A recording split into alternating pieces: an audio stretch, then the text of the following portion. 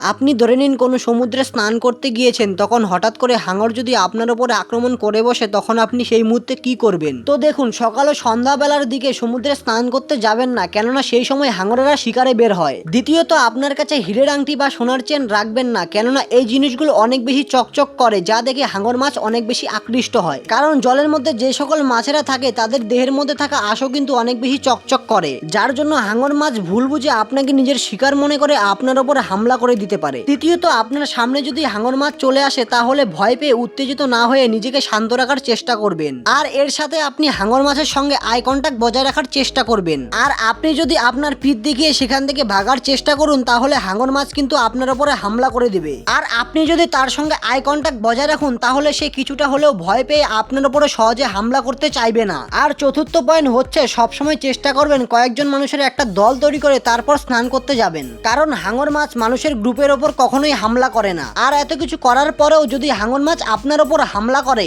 তাহলে সবার আগে তার সেনসিটিভ জায়গা যেমন চোখ, সেখানে আঘাত করবেন, তাহলে সে কিন্তু খুব সহজেই আপনাকে ছেড়ে দেবে।